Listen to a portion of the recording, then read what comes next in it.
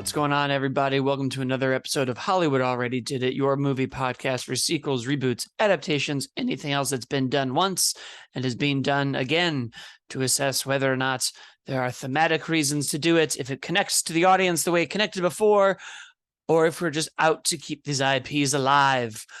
As always, I'm your host, Blake Schultz, and with me is Terrence Tatum. Hello, everyone. And this week we are doing Transformers: Rise of the Beasts, the, I want to say, 7th movie in Transformers, along with Bumblebee. Yes, that would be 7. Whew. So it's a fair amount of them. But after 7 movies, I can say we are on the right track. I actually think there's a lot of merit to this movie that goes along with our podcast very well, of why we should revisit things and take a second look sometimes and see what works and doesn't work. But let's get into it. Terrence, what did you think of Transformers: Rise of the Beasts? Yeah, I mean, we took a long walk with this series. It's been around since 07 was the first one. Yeah. And that first one at that time felt fun. It's all right, cool. This was something new, something new. And then as they got more and more Michael Bay-ish, they became less and less coherent, and a little bit more of just like that, the heartbeat of what sort of makes Transformers work, or at least what Bumblebee worked, was the heartbeat. And that's when this series sort of got me back on the road, on the path, was the 2018 Bumblebee, that I absolutely loved. And this feels like the direct sequel to that, because I think the main thing that this does is create a sort of a heartfelt moment or heartbeat to the story before we kind of, yes, we're still dealing with the robots and Maximo's doing all a bunch of weird and wild stuff. But at the center of this, we got Noah, who is the hero and a big brother to a sick brother. And his whole purpose, it's kind of like Optimus with these guys. His whole purpose is to sort of protect him at all costs. And what I like this is that this is sort of a prequel to all the Optimuses that we've seen previously, in that this Optimus doesn't trust the humans. And so we got to see that growth on his end too. And I like this, to two of them juxtaposed against each other, having how to deal with the weight of the world being on their shoulders. And it just kind of created this, cool. I immediately care about him in this one film more than I did any of Sam Witwicky in that entire first franchise, first 3, and whatever. I don't know what Mark Wahlberg's name was in those 2 movies. So this continued that heartbeat that I felt with that, and it felt like I was watching a Saturday morning cartoon. And I think that's kind of what you need to do with these Transformers movies. And I will say this: I could tell out all the Transformers, which is one of my big problems that I've had with those Michael Bay ones, that they got along with. All of those characters looked exactly alike. This one, each person has their own characteristics, their own style, and they feel different from each other. And so now I can visually see, when I'm looking at a fight, it doesn't look like just 2 toasters and stoves just fighting against each other. And that, for me, is enough, because everything else is Transformers knocking out the park. 100%. And it's interesting because, to your point of being able to distinguish all of them and know who these people are and what's happening on the board, when you go back to this franchise being a Hasbro franchise and something that existed specifically to sell these toys of robots, all of these toys, if you wanted to buy them, had to look different and had to be different cars and had to have different, it's like small soldiers in reverse. They needed to be able to fight somebody. You needed to know their archetypes and who these characters were. And I don't know how in the Michael Bay ones we lost sight of that. I feel like it should be very easy when a franchise is basically going, this is this character, they are this color, and they do this thing. This is their position on the battlefield, and why people would buy them along with Optimus Prime and be like, no, it's all metal, and they all shoot guns, and we'll never know what's happening. Ha ha! I feel like a lot of Michael Bay's was done for the purpose of, he used to think of this word like, hey, I want to have an actual practical car, and that car couldn't turn into a big giant robot. Our disbelief is gone. We're already watching big robots fight for Energon cubes. So we don't have to have a 1-to-1 as to what can transform. So I think that he got stuck in this. Everything has to look like an actual vehicle. Nobody's going to have this big pink bicycle or this big. I was like, shut up, we don't care. Let's have Also, fun. first of all, people will definitely own big pink 100%. bicycles. Have you seen other films? And it's funny because once you sort of infused, what Bumblebee did really well and what the Bay movies did do well with specific characters like Optimus, Bumblebee, and Megatron, Right. you really do start to feel more for these characters. And I think we got that with Mirage this time around. Yeah. RC had a little bit to do. Scourge had a lot more agency, and Unicron was built up. And there's smaller movies and there's like less big bombastic action, but when the moments do happen, it feels a lot bigger because we just start blowing everyone up in these movies. There aren't really too many characters to get attached to beyond Optimus and Bumblebee. Right. And even both of them, to your other point of this movie building Optimus's arc, really most of the time we see him, he's very at the not the end of that journey, but there's not that much character development, almost like a Splinter or any other mentor type figure. And we're getting him after years of doing this, where he's like, all right, and everybody knows him, everybody holds him in a reverence. Nobody is like, oh, there's Prime. Like this one, he's had to earn that right to be Prime. Freedom is the right of all sentient beings. Like we always sort of see him very set in who he is, and he knows why he's doing what he's doing, and he's there. And it's, we don't even really ever do like the Winter Soldier stuff where we have to challenge his things. He just always knows the right thing and who to trust and how to talk to people. And it was fun sort of seeing him in a way where even other characters doubted him a little bit. Seeing Optimus Primal have this like, this isn't the guy I thought it was going to be. There's a lot happening here. He's about to like blow people out of the sky and doesn't trust anyone. And in a way, he's right to do it. We play with Noah's idea of like, I'm going to blow up this key and not tell them. That moment of betrayal, we don't really do much with. It sort of is a very quick. Optimus is more like, oh, please don't do that. Instead of being like, I was correct. Right. He does that more in the beginning when it's like, I should have never sent you into the museum in the first place, even though I don't fit inside a museum because I'm a giant robot. We had no other choice.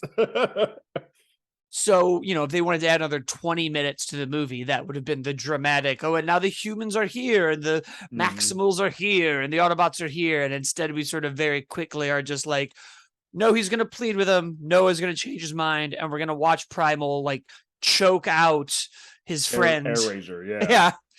Which also, the violence in this movie, I get that they're robots and not bloody, but there must have been 3 or 4 moments where I in my seat was like, oh my God, like we really just. And there's some robots to human, like that poor security guard that we never really see his face. There's a reason they don't show us his face because they blow it to holy hell. I mean, even in Bumblebee, we're like popping people. Like, I love how they pop and crunch. It's great. I was like, oh wow, that got dark real fast. All right. A lot of very brutal moments. Even Optimus, spoilers, when he defeats Scourge and rips his head off after melting his face, after burning his face for a good 35 seconds straight, and then Sub-Zeros him and pulls his spine out. It's like, oh my God. Yeah. A lot of great moments like that, and a lot of real character arcs. We're not really doing, even in the first one, which I still like, has a lot of. I mean, it's not even Marvel-esque comedy because the MCU didn't exist yet, but Bumblebee's peeing on people and we're making like jokes about whether or not Shia LaBeouf's jerking off. Right. And it's juvenile comedy. It's played for laughs. The heart doesn't come in having actual heartfelt moments or like realistic moments. It comes in being this slapstick, like a coming of age story, but we're going to play it like a comedy. Whereas here, we spend a good time with like establishing him and his brother. And that's kind of what the blueprint of this is him and his connection to his brother. Now he'll do anything for his brother. And you get some, because this takes place in 1994, you get some racist mess in there too, because he goes to his job and security, and he used that security person uses the word "you people." It's like, what the hell does that mean? It's like, yeah, gotta remember the time. This probably wasn't the best time for him. Yes. So you get all of that, them feeling like they don't have a way up or a way out, and he's not the prototypical hero because he has to go do something that is kind of dirty to him to get money for his brother. Otherwise, he wouldn't be thieving, like stealing a car. And it puts him on this path, which is just kind of like kismet. But even in that moment, he's like, I don't want to do this anymore. I am changing my mind. And by that point, our Optimus has made the call, which is kind of just a cool way to sort of do that. You're just like, oh, this guy is this beat up on, like the world has just beat him and his family to holy hell. And this is kind of, but there's something else to it. There's a spark to it. He's a military person. He knows intelligence. The only reason he left the military because he had to go take care of his family. And you're like, oh, that's how you do it. But it was so easy to just be like, this guy is sort of just thrown into this ultimately because Pete Davidson's RC, or not RC, Mirage is like, look, I'll make you a deal. You help us out. You'll sell me as whatever car you want. Give you money. I'll slip off into the night. You'll be able to pay for all the things you have trouble with. And Elena's just in the wrong place at the wrong time.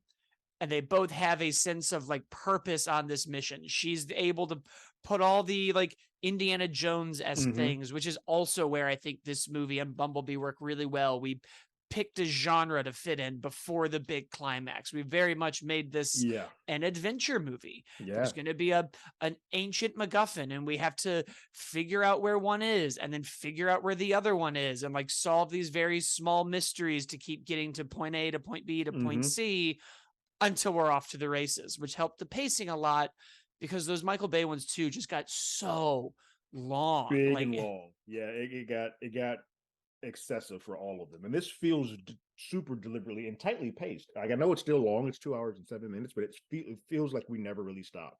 I think because you're right, we do go on adventures. We're going cave hunting. We're going to different locales. It all feels like, okay, this is the natural progression of how these Saturday morning quote unquote cartoons would go. Yeah, and we're doing like video game stuff where oh, I've noticed that it's the same symbol and I have to turn them all. And I was like, oh, I love this. This is so like Legend of Zelda. This is great. You and I both, because I knew we've talked about this before. I'm also a sucker when they show the plan and they're like, cool, here's the map. And we have to go this way and do this. I was like, yeah. We did a lot of like, okay, open it up. Here's what we're going to do. Almost like for a minute, I was like, is it going to be a heist movie? We've got to go like lift this key. And it was like, okay, no, we're going to do an adventure. Then we're going to throw out the like, all right, here's what we're going to do. The Maximals are here. The Autobots are here. The humans are here. And Mirage is going to have his plan here. Yeah. Go. Like, great. Big emotional moments for almost every important character, even with like Pete Davidson's goofy character getting this great like near death wake up, becoming the like Iron Man suit, which you know feels very Iron Man-y, is from the show, but it does remind me movie. Of like the old Transformers show when like it was different then, but it was a yellow mech suit that you would put the human in. I was like, yeah, that kind of fits what this is supposed. That makes sense. Yeah, that was one of their first big stories. Was like this Autobot dies, and this one kind of gets the exoskeleton, and I think it's this father and son in that one. Correct. And they have that in the '84 movies. So I'm like, okay, I'm not bothered by this. Yeah, and it's dope. He's doing fun stuff in it. Yeah. Elena's also great. I loved everything we did with her. Yeah, just the Maximals, the outside of Air Razor and Primal, they get sort of the short end of the stick because we don't really know. We just see them like, oh, they're cool looking, but we don't really know them. But that's okay. Like, we don't need to have every explanation because I'm sure we're going to be doing this. You get that. Well, it's a universe now. We could very easily be like, let's go to do another Bumblebee movie with Haley Steinfeld in college while Bob they're over here, and we could do a Beast Wars movie while they're over here, and then we can come back for Transformers Rise of the Beast 2, whatever the Insecticons or Constructicons or whoever's next. I don't think they said who's next. We did the Terrorcons. We could do what they've been trying to do forever, and we get a little tag at the end of this with Noah going for another interview. And that interview is for a highly specialized army known as G.I. Joe, which Hasbro, you sons of guns. You've been trying to get this G.I. Joe thing off the ground for forever. When they talked, it was like a few years ago, I think, before lockdown even, I feel like it was, oh, we want to do our big like Hasbro universe, and we want to get G.I. Joe and the Transformers, who have such a long history of crossing over. I think at the time they were also like, and then we'll throw in the Turtles. And I was like, okay, now hold on, guys. Now we're like, now you're getting into weird stuff where like Nickelodeon has that and Paramount has all of it, but Hasbro Productions only has these two. So let's hang on. Yeah. Yeah. I'm not saying no, but Yeah. But I think the G.I. Joe franchise has sort of been, it's sputtered. They've had three, actually, I forgot about Snake Eyes. They've had three films, all of which have had varying degrees. It's just they haven't quite nailed that. And so they're like, let's attach this probably to a franchise that seems to just, at least, at the very least, quality aside, bring in numbers. Let's get it attached to there, and maybe this will be able to get that off the ground, play that. And if you're still in the 90s, it would be really easy to be like, yeah, we can do Exactly a 60s, 70s mission. And then we were kind of quiet during the Cold War. And we had the Right. Real American Hero Award that I loved having in Yes. there. And then, yeah, then it's real easy to just be like, and now we're going to go on a couple missions here. Because I would dig just like a snow mission G.I. It's just Joe. you did G.I. Joe like Mission Impossible probably has about 3 more films left. Turn that into that franchise, you got something, guys. That's what you got to go for. And even these can be like the smaller missions that Paramount's not going to do with that. Like you could almost make this your like mini Metal Gear Solid.